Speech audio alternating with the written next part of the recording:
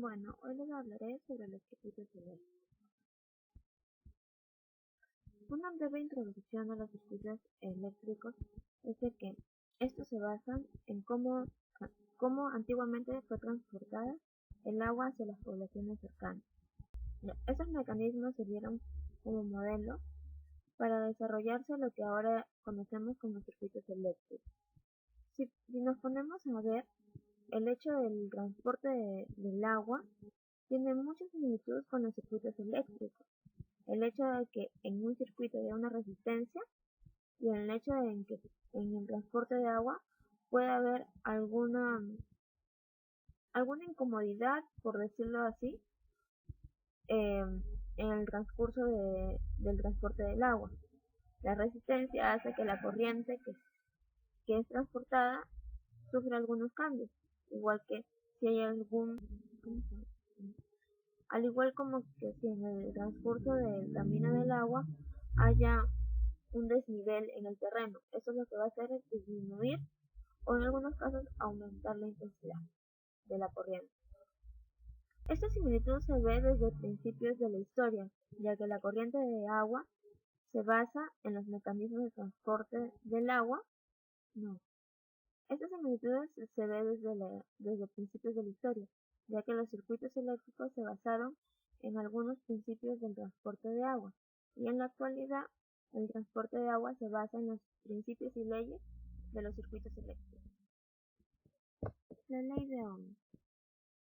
La ley de Ohm nos dice que la intensidad de corriente que circula por un circuito dado es directamente proporcional a la tensión aplicada e inversamente proporcional a la resistencia del mismo. Cabe recordar que esta ley es una propiedad específica de ciertos materiales y no es una ley general. Bueno, como podemos apreciar, vemos la ecuación matemática de la ley de Ohm, donde la I es la corriente que pasa a través del objeto y su unidad es medida en amperios. B es la diferencia potencial de los terminales del objeto en voltios. Y R es la resistencia que es medida en ohmios.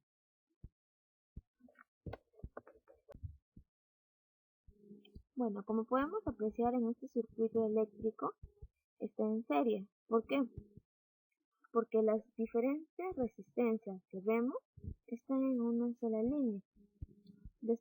Este circuito en serie porque las resistencias están seguidas, están continuas. En el circuito eléctrico paralelo, las resistencias no están continuas, sino van a estar, como ven acá, paralelas. Y van a tener dos puntos en todo el circuito eléctrico cada uno. De esta manera, la intensidad de corriente en algunos casos va a ser proporcional a otro, dependiendo de la resistencia. Bueno, varios personajes intervinieron en lo que ahora conocemos como circuito eléctrico. Uno de ellos fue Charles Winston. Charles Winston nació el 6 de febrero de 1802 en París y murió el 19 de octubre de 1865. Fue un científico e inventor británico que se destacó durante la época victoriana. Bueno, varios personajes intervinieron en lo que ahora conocemos como circuito eléctrico. Uno de ellos fue Charles Winston. Charles Winston nació el 6 de febrero de 1802 en París y murió el 19 de octubre de 1865. Fue un científico e inventor británico que se destacó durante la época victoriana, incluyendo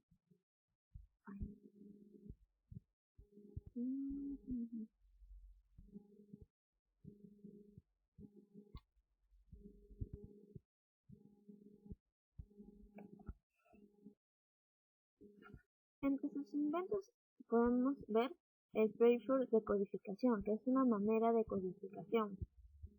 Eh, el puente de Winston, que es utilizado para medir las resistencias eléctricas. El caleidófono eléctrica en otras formas de energía, tales como el magnetismo, el calor, la luz, adelantándose de por sí ya a lo que sería el principio de la conservación de la energía. Faraday descubrió la inducción electromagnética y con ello el principio del dínamo. En 1833 formuló la ley de la electrólisis, conocida actualmente como la ley de Faraday en su honor.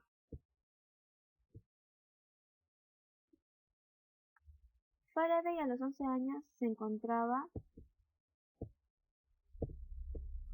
aprendiendo el oficio de encuadernador, pero ante la lectura de los libros con los cuales trabajaba, fue que se despertó la inagotable sed de conocimiento científico. Un día fue a escuchar la conferencia del gran Humphrey Davy y posteriormente entró a su servicio. A los 31 años ya se encontraba leyendo sus propios trabajos ante la institución Real de Londres, donde trabajaba Davy. Allí fue designado como profesor de química y permaneció en este puesto hasta su muerte. Investigó la inducción electromagnética y desarrolló el concepto de las líneas de fuerza alrededor de un imán.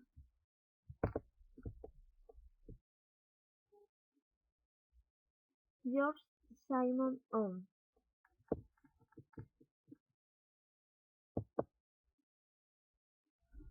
Ohm nació en Baviera, un hijo de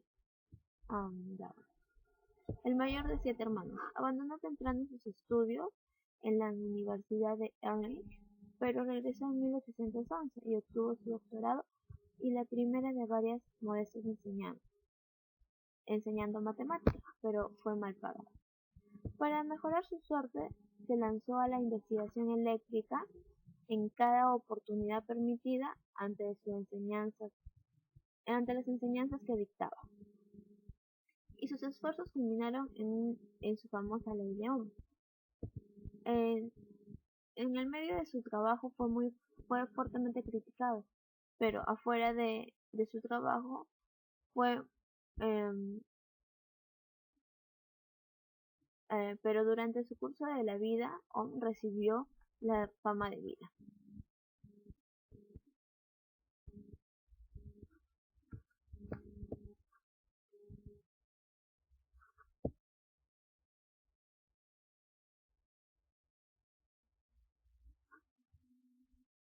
También fue honrado después de su muerte cuando el Ohm fue elegido como la unidad de resistencia eléctrica.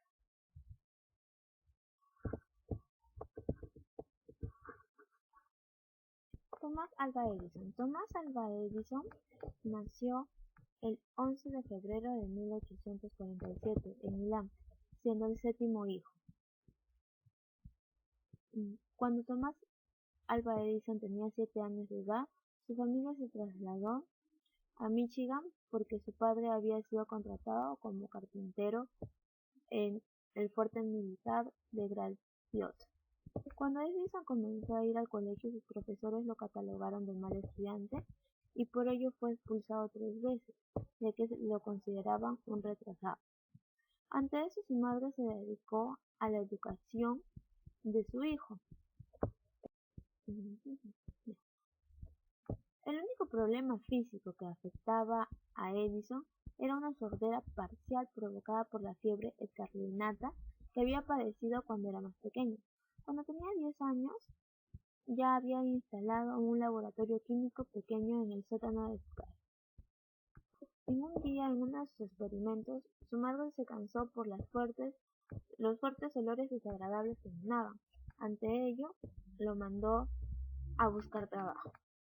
Edison anunció en 1877 el invento de un monógrafo, mediante el cual se podía grabar el sonido en el cual se podía grabar el sonido de un cilindro de papel de estaño. 2 años más tarde exhibió públicamente su ampolleta o foco eléctrico incandescente, su invento más importante. Cabe destacar que este invento lo logró después de muchos intentos fallidos. Gustav Robert Kirchhoff. Kirchhoff nació el 12 de marzo de 1824 en Berlín y murió el 17 de octubre de 1887. Fue un físico prusiano cuyas principales contribuciones científicas se dieron en el campo de los circuitos eléctricos.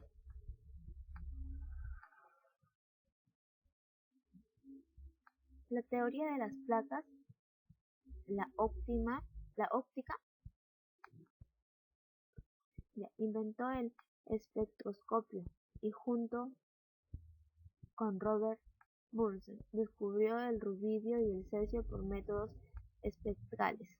Identificó la raya D del espectro solar como la producida por el sodio vaporizado. Descubrió las leyes generales que rigen el comportamiento de un circuito eléctrico y se dedicó al estudio de la termodinámica y realizó investigaciones sobre la conducción del calor.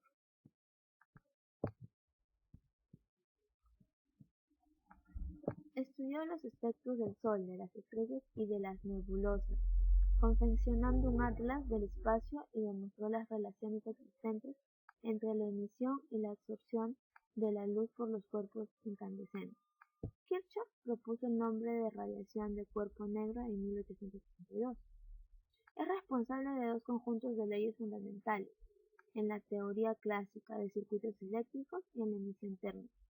Aunque ambas se denominan leyes de Kirchhoff, probablemente esta denominación es más común en el caso de las leyes de Kirchhoff de ingeniería eléctrica.